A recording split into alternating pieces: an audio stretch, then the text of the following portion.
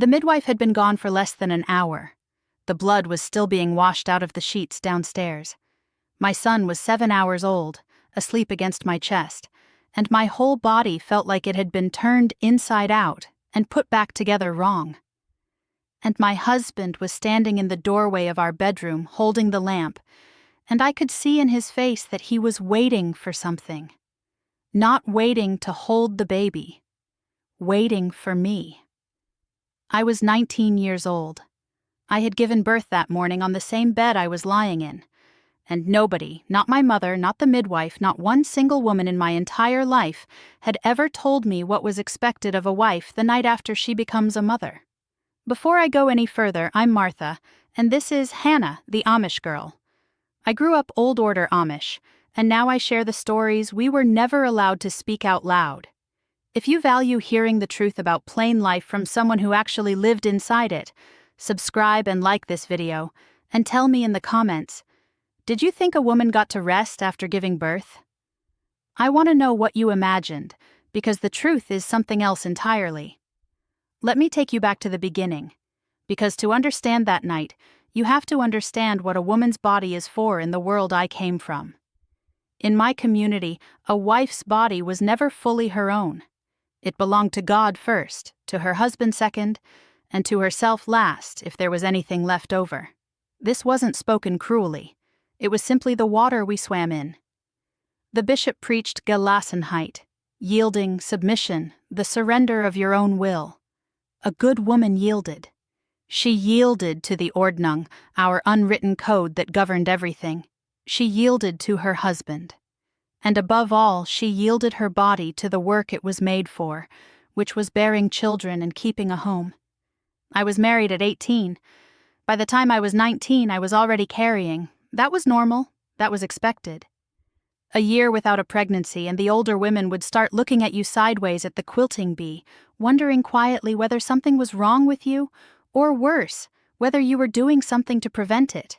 Because preventing it was a sin. Children were a blessing sent by God, and you did not refuse a blessing. So I did what every woman before me had done. I got married, and I got pregnant, and I waited. My pregnancy was hard. I was sick for months, and there was no doctor in the modern sense, no monthly checkups, no ultrasound pictures to tape to a refrigerator. There was Sadie, the community midwife, a woman of maybe 60 with hands like worn leather and eyes that had seen more birth and death than any hospital ward. She came when she was called and not before. The rest was endurance. You worked until you couldn't. I was canning tomatoes the week before I delivered, standing over a boiling pot in August heat with a belly out to here, because the work did not stop just because a woman was about to bring a life into the world. When the labor came, it came in the night. I want to be honest with you about what that was like, because this is the part the tourist brochures never show. There was no hospital. There was no medication. There was a kerosene lamp, a basin of water, my mother holding one of my hands, and Sadie between my knees telling me to be quiet, to not wake the younger children, to bear it the way every woman in my family had borne it. I bit down on a folded cloth so the whole house wouldn't hear me. That is how I met my son. In silence, by lamplight, on the same bed where he had been made. And for a few hours afterward there was peace. There was that strange, holy quiet that comes after a storm. Sadie cleaned me up, showed me how to hold him to feed, packed her bag and went home to her own family. My mother stayed long enough to bring me broth, and then she went downstairs to start managing the household, because there were other children and animals and a husband, and the world did not stop for one woman in a bed. And that was when my husband came to the door with the lamp. I want to be very careful here about how I say this next part, because it is the heart of everything, and because there is more to it than I'm able to tell you on this platform.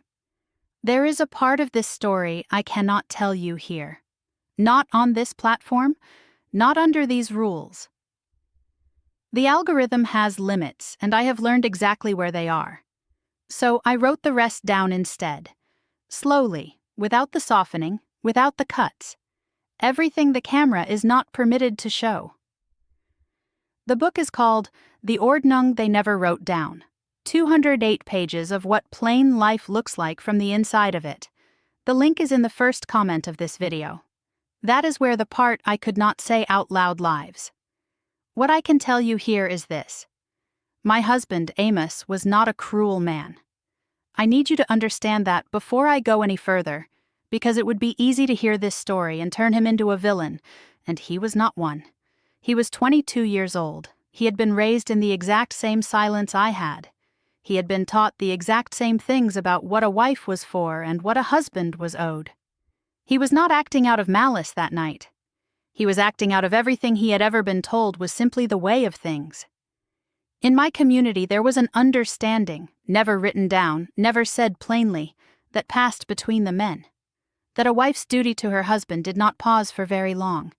That a woman who had just given birth was expected to return to being a wife, in the fullest sense, far sooner than any doctor in the outside world would ever permit.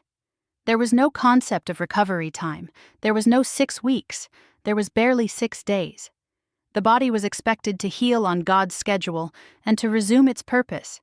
And a good wife did not complain, because complaining was hochmut, pride, the worst sin of all. It meant you were putting your own comfort above your duty. So when Amos stood in that doorway, the night our son was born, looking at me with that particular waiting in his face, I understood exactly what was being asked of me. And I understood that I was supposed to yield, because that is what I had been taught a wife does. She yields. Even 7 hours after childbirth, even with her body torn and bleeding, she yields. And she calls it faithfulness. I am not going to tell you everything that happened, but I will tell you that I lay in that bed afterward, in the dark, with my newborn son sleeping beside me, and I felt something break loose inside me that has never fully gone back into place. Not anger, not yet. I didn't have the word for anger yet. What I felt was a kind of bottomless loneliness, because I understood in that moment that there was not one single person in my entire world I could tell. Not my mother, who had endured the same and would have told me to be grateful. Not Sadie, who would have said it was the way of things. Not the bishop, not the church, not God, because I had been taught that God was the one who wanted it this way. The next morning, I got up. I want you to hear that plainly. The morning after giving birth, the morning after that night, I got up before dawn, and I put on my dress, and I went downstairs, and I helped with breakfast, because there were people to feed and the work did not stop. No one asked me how I was. No one ever would. In my world, a woman's pain was private to the point of silence, and her body was a thing that served, not a thing that was served. Let me tell you about my friend Rebecca, because what happened to me did not only happen to me. Rebecca married 2 years before I did. She had her first child at 20 and her second 11 months later, and her third the year after that. By the time she was 25, she had buried 1 infant and born 4 living ones, and her body was simply worn through. I remember her at a quilting bee, the 2 of us in the corner with our heads bent close over the stitching, and she said to me, so quietly I almost missed it, that she did not know how much more her body could give. She wasn't asking for sympathy. She was asking, in the only way she was allowed to ask, whether this was all there was, whether a woman just kept giving until there was nothing left. I didn't have an answer for her. We just kept stitching. That was the whole conversation. That was the only kind of conversation we were permitted to have about it, sideways, in whispers, disguised as something else, never finished. And here is what took me years of therapy after I left to finally understand. The silence wasn't an accident. The silence was the design. A woman who doesn't know that her experience is wrong has no reason to resist it. A woman who believes her suffering is what God wants will endure things that no one should ever have to endure, and she will call that endurance holy, and she will teach her own daughters to do the same. The silence is how the whole thing keeps running, generation after generation, mother to daughter, with no one ever saying the words out loud that might break the spell. My therapist said something to me once that I have thought about nearly every day since. She said that control does not always announce itself.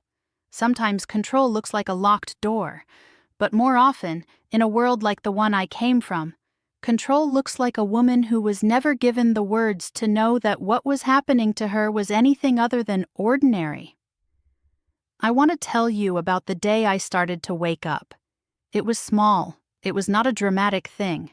I was 23.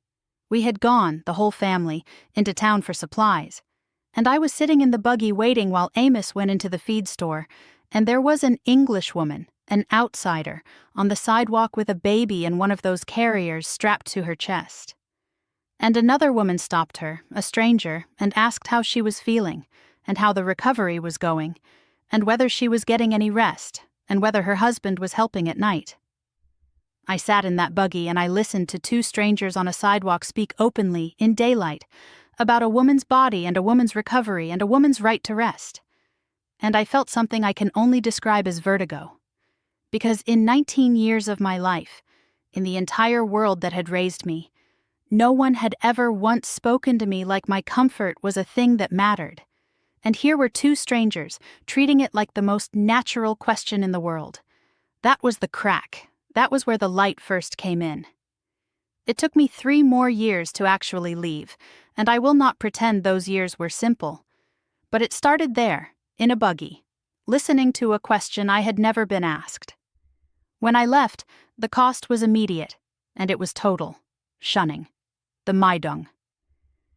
My letters home came back unopened. My mother would not come to the phone the few times I found one to call from.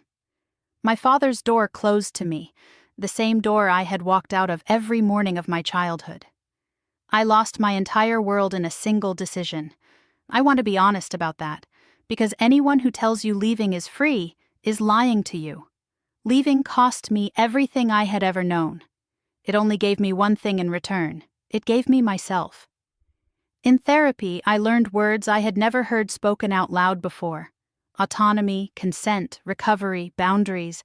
I learned that a body that has just given birth is a body that has been through trauma, and that it deserves care and rest and protection, and that there is no scripture anywhere that requires a woman to surrender that. I learned that what happened to me that night was not God's will. It was a man doing what his community had taught him a man could do, to a girl who had been taught she had no right to say no.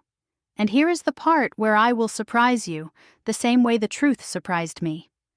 I do not hate the world I came from. I want to hold both of these things in front of you at once, because both of them are true. The Amish world gave me real things. It gave me a community so close it has a texture you can almost touch. It gave me a work ethic that has carried me through every hard year since. It gave me faith, complicated and wounded and rebuilt, but real. Those things were not lies. But a community can give you all of that and still be wrong about this. A community can show up for every funeral and every barn raising and every harvest, and still hand its daughters a silence that wounds them in the most private rooms of their lives. Both things are true.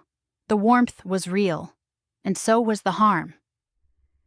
I will not let anyone make me choose only one of those to believe. I think now about the girl I was, 19 years old, 7 hours a mother, lying in that bed in the dark with no words for what was happening to her and no one in the world to tell. I grieve her.